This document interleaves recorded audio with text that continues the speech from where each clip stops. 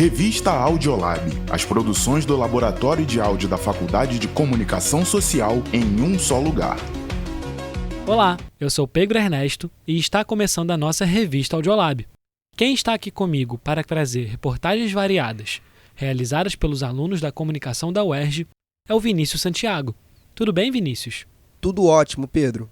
Olá a todos que estão ligados com a gente. Hoje, nossa revista traz os detalhes sobre a Lei Geral do Esporte, uma reportagem sobre a atuação das subprefeituras no Rio de Janeiro e ainda vamos descobrir a diferença entre vegetarianismo e veganismo. E o nosso passeio sonoro é no Morro do Vidigal. E a gente começa falando da nova Lei Geral do Esporte, que foi sancionada em junho deste ano, prevendo igualdade de gênero e punição para racismo e homofobia. Mas são muitas dúvidas ainda de como será na prática. Nosso repórter esportivo conversou com a professora da Faculdade de Educação Física da UNB e coordenadora do curso de extensão da Lei Geral, Aline Andrade, para saber um pouco mais sobre essa legislação que vai normatizar toda a prática esportiva no Brasil. Vamos ouvir?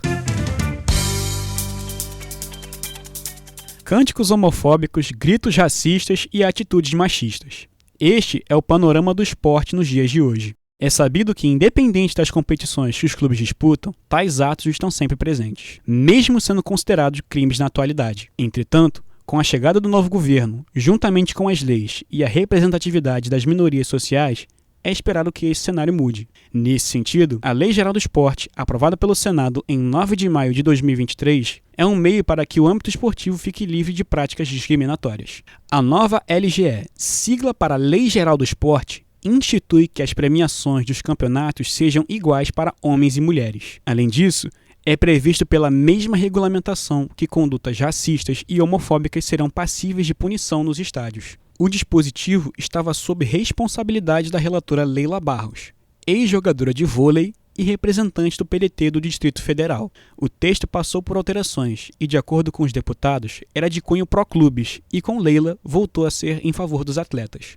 Os clubes se manifestaram contra as alterações e se colocaram ao lado da oposição, mas mesmo com os posicionamentos, a lei não poderia passar por mais alterações após ser aprovada. A legislação, que demorou 5 anos para chegar ao Senado, engloba todas as regulamentações ligadas à área esportiva, entre elas o Estatuto do Torcedor, a Lei Pelé, a Lei de Incentivo ao Esporte e a Lei da Bolsa Atleta. Conversamos com a coordenadora do curso da Lei Geral do Esporte, Aline Andrade, da UNB, Universidade de Brasília. A pesquisadora faz uma avaliação e aponta a importância da nova regulamentação. A nova Lei Geral do Esporte, além de atualizar a Lei Pelé, irá incorporar outras leis como o Estatuto do Torcedor, Bolsa Atleta, Lei de Incentivo ao Esporte, entre outras, além de criar novos marcos regulatórios para muitos aspectos que devem ser regidos pela legislação esportiva do país, sendo, portanto, sim, um avanço para a política esportiva brasileira. Considerando os casos recentes de homofobia nos estádios, ao exemplo do jogo Corinthians e São Paulo, e de racismo, como o de Vinícius Júnior na Espanha, a coordenadora reitera as novas sanções da LGE envolvendo tais crimes.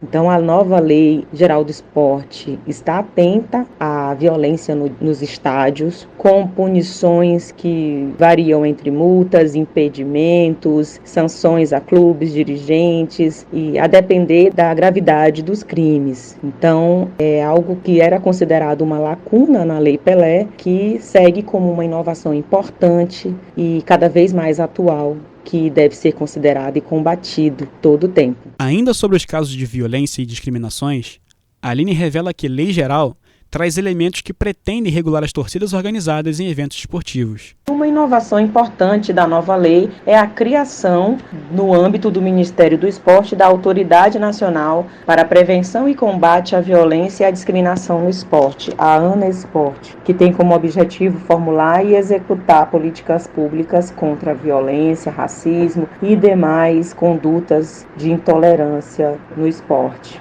Isso significa que a nova Lei Geral do Esporte trata com seriedade e determina que o Sistema Nacional do Esporte adote as medidas necessárias para buscar erradicar ou, pelo menos, reduzir essas manifestações antiesportivas, como condutas discriminatórias, violência nos estádios, corrupção, entre outras.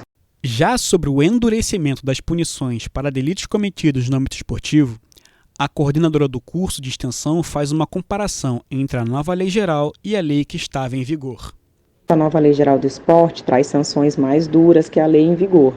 Estas punições também serão aplicadas aos clubes, o que envolve multas de altos valores, como até 2 milhões de reais, assim como suspensão, destituição de dirigentes ou destituição de dirigentes, suspensão de repasses públicos, entre outras sanções.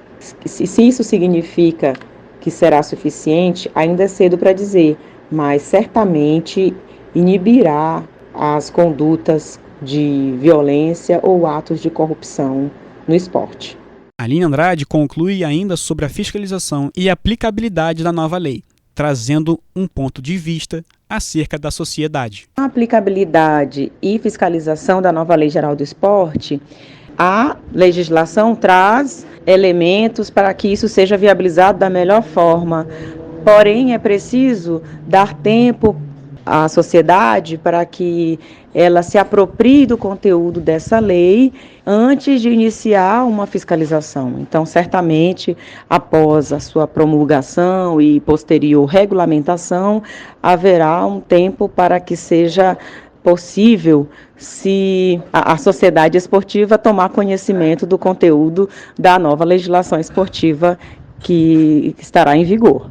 Conforme o texto aprovado, fica previsto que as torcidas organizadas que invadirem locais restritos e praticarem atos violentos e preconceituosos poderão ficar banidos de eventos esportivos por até 5 anos. A nova LGE decreta que pode haver multa de até 2 milhões de reais e enrijece a responsabilidade dos dirigentes dos clubes. O projeto foi aprovado na Câmara em 2022 e em maio de 2023 foi aprovado pelo Senado. O presidente Luiz Inácio Lula da Silva sancionou com vetos a Lei Geral do Esporte. O texto completo foi publicado na edição do Diário Oficial da União em 15 de junho. Entre os vetos estão questões trabalhistas, isenção de impostos e a criação de uma agência. A justificativa para os vetos foi de inconstitucionalidade. Do Rio de Janeiro, Miguel de Paula para o Audiolab UERJ. Vamos ficar de olho nessas novas regulações para o esporte. Tomar conta de uma cidade como o Rio de Janeiro não é uma tarefa fácil. Assim como em outras grandes metrópoles, as subprefeituras ajudam na administração. Nosso repórter Johnny Chavão conversou com o subprefeito da Grande Tijuca, Felipe Quintães, para conhecer um pouco mais como é realizado esse trabalho. Vamos conferir? Cidades grandes como o Rio de Janeiro também demandam problemas cada vez maiores. Por isso, somente a organização pela prefeitura não é capaz de resolver todas as questões de uma cidade. Neste contexto, entram as subprefeituras, que ficam responsáveis por um bairro ou um conjunto de bairros. Para entender melhor o assunto, ouvimos o subprefeito da Grande Tijuca, responsável por 7 bairros da capital: Andaraí, Alto da Boa Vista, Grajaú, Maracanã, Praça da Bandeira, Tijuca e Vila Isabel, Felipe Quintães. Ele nos conta um pouco da sua trajetória até chegar ao cargo de subprefeito da Grande Tijuca. Sou formado em Ciência da Computação, com pós em Gestão Empresarial, porção de Gestão Pública também. Trabalhei 12 anos no Jornal Globo como analista de sistemas. Minha família é uma família de comércio, família espanhola, também tenho comércio na Grande Tijuca. E fui convidado há 2 anos atrás, pouco mais de 2 anos, para participar de uma coordenadoria ligado à gastronomia, polos gastronômicos dentro da prefeitura. E o prefeito, olhando o meu bom desempenho, fez o convite para virar subprefeito da Grande Tijuca, sabendo que eu sou um cidadão tijucano, um grande conhecedor da região.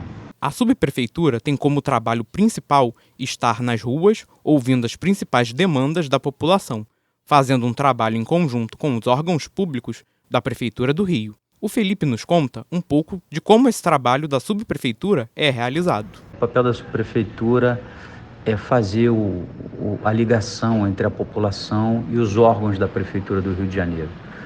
Ver as demandas, ouvir a população e resolver as demandas através dos órgãos. A população, um exemplo básico, a população pede para a gente uma poda, a gente olha a necessidade, pede para a Conlurb faz a poda. A gente trabalha lado a lado a vários órgãos para manter a cidade ordenada e para atender as demandas. Para cuidar das mais de 400 mil pessoas que a subprefeitura da Grande Tijuca é responsável, é necessário ao todo 15 pessoas. A equipe se divide no subprefeito, no chefe de gabinete, nas 2 pessoas responsáveis pela comunicação, nos 9 assessores, na secretária e no motorista. Para esse grupo de pessoas trabalhar, também há inúmeros desafios. O grande aumento do roubo de cabos de fiação e dos ferros velhos e irregulares são só alguns dos problemas existentes, pois o Felipe nos enumera outros. A gente tem inúmeros desafios, vou falar os principais, que são os ferros velhos irregulares, né, que compram esses materiais roubados do dia a dia, que dão tantos problemas para a gente, cabo, portão, canos, questão do asfalto também, esses buracos que tem na Grande Tijuca, a gente está tentando implementar vários asfaltos lisos em várias ruas. E a questão também dos sinais de trânsito, que com furto de cabo, né, que acaba sendo uma consequência da primeira coisa que eu falei, que são os ferros velhos. Esses são, acho que, os principais, os mais chatos, assim. Em matéria de comunicação, a subprefeitura da Grande Tijuca também é bem atuante, pois tem vários canais de contato. O subprefeito pretende, em breve, implementar o WhatsApp da subprefeitura. A gente interage com o cidadão, claro. Primeiro a gente tem nossos canais, né? Nosso Instagram, que a gente recebe diariamente várias mensagens, telefone fixo da gente. Agora a gente vai estar implementando o WhatsApp também. Tem um 746, que a gente olha bastante também. E claro, tá na rua direto com os assessores, ouvindo, cadastrando. Tete a tete, olho no olho, e tá muito na rua. A gente ainda foi atrás de saber quais são os planos futuros da subprefeitura. O Felipe Quentães, que se orgulha de ser um tijucano raiz e acredita morar no melhor bairro do mundo, segundo suas palavras, nos contou os planos para melhorar e desenvolver a região. O tijucano, eu costumo falar que tijucano é raiz, né? É um povo bem orgulhoso, né? E ele tem a certeza de que a Tijuca é o melhor local do Brasil para se viver, do mundo, e é. Então ele é muito exigente. Então nosso plano para o futuro, né, no que tange desenvolvimento, é fazer com que o tijucano se sinta mais feliz, mais orgulhoso ainda de estar no seu bairro, né? E para isso a gente tem que estar firmemente, sem cansar, na rua e poder resolver todas as demandas possíveis, poder trabalhar essa questão de desordem urbana que cresceu muito pós-pandemia, poder ouvir bastante a população e receber a ajuda dos outros órgãos para que a Tijuca se desenvolva de forma boa para a população. A gente está trabalhando o dia inteiro para isso. Para o desenvolvimento da Grande Tijuca, é necessário um grande trabalho de união entre a subprefeitura, os órgãos de controle e a população. E para entrar em contato com eles, o telefone é o 21 2571 1749. Do Rio de Janeiro, Johnny Chavão, para o Audiolab UERJ. É interessante essa iniciativa porque a população acaba tendo mais acesso ao poder público e pode reivindicar mais facilmente as questões relativas ao local onde moram. Mas mudando completamente de assunto, você sabe a diferença entre a alimentação vegetariana e a vegana, Vinícius? Para falar a verdade, eu só sei que nenhuma das duas consome carne de origem animal. A nossa repórter Isabela Martins vai tirar essas dúvidas. Ela conversou com a médica e nutróloga Silvia de Carvalho sobre a acessibilidade de uma alimentação sem carne. Vamos ouvir? O vegetarianismo e o veganismo vêm ganhando cada vez mais espaço na mídia nos últimos anos. O veganismo não se restringe apenas à dieta. É uma filosofia de vida relacionada à alimentação, ideologia, vestuário e restrição completa a produtos de origem animal. Já os vegetarianos optam por parar de comer qualquer tipo de carne, porém, sem deixar de lado proteínas de origem animal, como ovos e leite. Muitos acreditam que esse tipo de alimentação é algo restrito às elites, não sendo viável para o dia a dia da população em geral. Suzana Barcelos, que trabalhava como operadora de caixa, mas está atualmente desempregada, sofreu muitas perdas econômicas durante a quarentena e hoje acredita não ter condições de manter uma alimentação vegetariana ou vegana. Se alimentação vegana, na minha condição atual, sem condições nenhuma, porque é difícil manter as coisas sem renda, não tem como fazer essa alimentação vegana. De acordo com uma pesquisa feita pelo Ibope em 2018, no Brasil haveriam 30 milhões de vegetarianos e 7 milhões de veganos. Alguns ativistas não consideram esses números como indícios de um aumento, já que muitas pessoas confundem os critérios de classificação alimentar. A médica especialista em nutrologia Silvia Ohana Marques Coelho de Carvalho explica que esses tipos de alimentação são acessíveis para a maior parte da população, mas ao mesmo tempo inacessível para pessoas em situação de vulnerabilidade, como Suzana. A alimentação vegetariana, vegana, ela é acessível para muita gente, mas existem pessoas que vivem em situação de vulnerabilidade, de insegurança alimentar, no sentido de não terem condição de escolher os seus próprios alimentos, porque a condição financeira é muito ruim. Elas dependem de doações, de cesta básica, esse tipo de coisa. Então essas pessoas não vão ficar selecionando aquele alimento, escolhendo, elas vão comer o que é dado a elas. Ações como a Segunda Sem Carne, promovida pela Sociedade Vegetariana Brasileira, que possui apoio de diversos líderes internacionais entre marcas, governos e personalidades, existem para popularizar o estilo de vida. O Instagram da Segunda Sem Carne, por exemplo, posta receitas e informações diariamente, democratizando o acesso às práticas vegetarianas e veganas.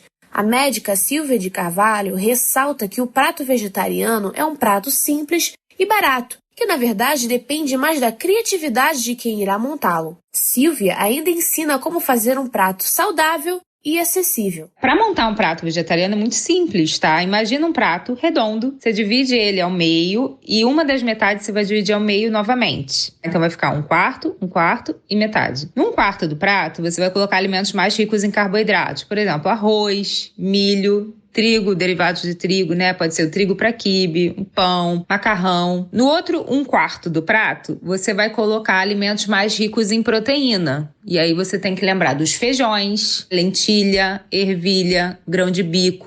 E na metade que sobrou, você vai colocar verduras e legumes variados. De preferência vegetais verdes escuros, que contêm mais cálcio, são interessantes de serem consumidos aí. Aí é muito simples, tá vendo? Tá montado um prato vegetariano saudável, balanceado. De acordo com Silvia, a preocupação da falta de nutrientes, como a famosa vitamina B12, deve ser encarada como uma preocupação do público em geral, seja ele vegetariano ou não. O fato de você comer carne também não garante que você não vai ter deficiência de B12, porque a gente sabe que a prevalência é muito alta de deficiência de B12. Na América Latina, 40% dos indivíduos que comem carne e 50% dos vegetarianos têm deficiência. Então, é muito próximo, a frequência é alta. Então, se as pessoas puderem realmente ir no nutricionista, no nutrólogo, para fazer uma avaliação individual, é muito interessante. Recentemente, foi publicado um estudo na revista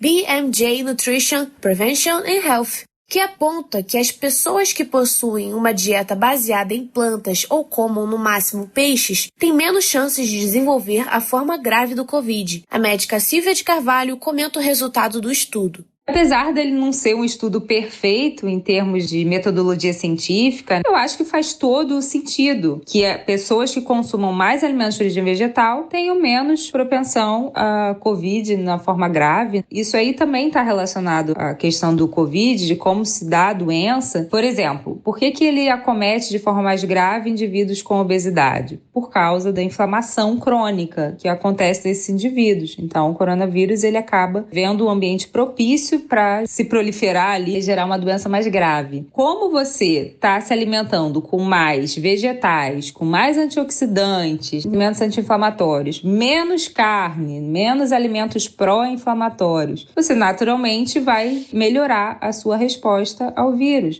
O veganismo também está presente na produção de produtos como cosméticos e calçados. De acordo com o site Portal Veg, a organização internacional PETA, responsável por certificar produtos veganos, afirma que há um crescimento de 275% por ano no número de fábricas de calçados na América do Sul que solicitam o selo. A tendência mundial observada é que as empresas apostem cada vez mais em produtos veganos e sem testes em animais. O ativismo vegetariano e vegano é muito ligado às questões ambientais e procura sempre alertar as populações sobre a importância da preservação do meio ambiente e como é possível viver de forma saudável e livre de crueldade animal. Do Rio de Janeiro, Isabela Martins para o Audiolab UERJ.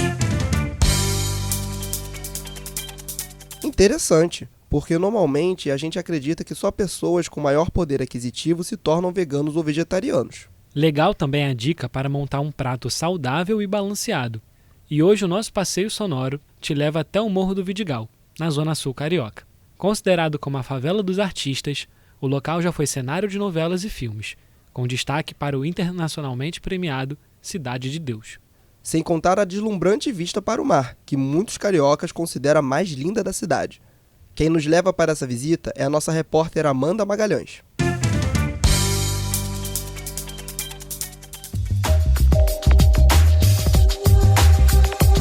Localizado entre os bairros mais nobres do Rio de Janeiro, o Vidigal é uma das comunidades da Zona Sul de ocupação mais recente. Iniciada na década de 1940, no local de um projeto de linha de ferro abandonado. A favela, batizada em homenagem ao Major Miguel Nunes Vidigal, proprietário original do lote, tem um histórico conturbado. Em 1950, foi removida da parte baixa e remontada na parte alta da Avenida Niemeyer, que, aliás, não é uma referência ao arquiteto Oscar, e sim ao engenheiro militar Conrado Jacó de Niemeyer. 8 anos depois, a empresa Industrial Melhoramentos do Brasil entrou na justiça, pedindo despejo da comunidade. O processo durou até 1967, quando foi formada uma comissão de moradores que conseguiu impedir a remoção. Ainda na década de 60, o Hotel Sheraton, recém-construído nas imediações do morro, tentou privatizar a praia do Vidigal, impedindo o acesso dos moradores. Mais uma vez, a comunidade se uniu e impediu que a privatização acontecesse. Uma escada permite que qualquer um, vindo a pé pela Niemeyer, chegue à praia. Na década de 80, com a ascensão do tráfico de drogas, o Vidigal foi dominado por facções criminosas e permaneceu nas páginas policiais até 2012, quando a unidade de polícia pacificadora foi instalada no local. Com a expulsão das quadrilhas, o bairro começou a entrar em um processo de urbanização e de especulação imobiliária, devido ao seu potencial turístico. Próximo ao mar, sob o Morro dos Irmãos, é reduto de diversos animais e plantas da Mata Atlântica e abriga um parque ecológico, localizado na área de um antigo lixão. Abriga projeto de artesãos como a parceria de Mauro Quintanilha com Manuel Silvestre e o chefe dos garis, Paulo de Almeida. Lá você encontra uma belíssima jardinagem feita pelo grupo e uso inteligente do lixo, que antes era descartado no local. Pneus viram escadas, garrafas PETs ajudam em muros e bancos e aros de bicicleta transformam-se em mesas. Tudo isso com a vista ao mar, considerada por muitos cariocas como a mais bela do Rio de Janeiro. O morro, considerado como a favela dos artistas, foi também cenário de diversas novelas e filmes, com destaque para o internacionalmente premiado Cidade de Deus. Atualmente, a moda são as festas voltadas para jovens das classes A e B no topo da comunidade, na localidade conhecida como Arvrão. Símbolo de diversão para jovens privilegiados, o Vidigal paga, no entanto, um preço alto. Devido à valorização do metro quadrado no morro, muitos moradores já se mudaram, porque não conseguem mais pagar o aluguel de suas casas, valorizado devido à entrada das classes mais altas. Os moradores do Morro do Vidigal batalham agora pelo seu reconhecimento em meio ao preconceito e à desigualdade social. Muitos aderiram à campanha O Vidigal é Nosso, em placas facilmente encontradas na comunidade. Produção e apresentação, Amanda Magalhães.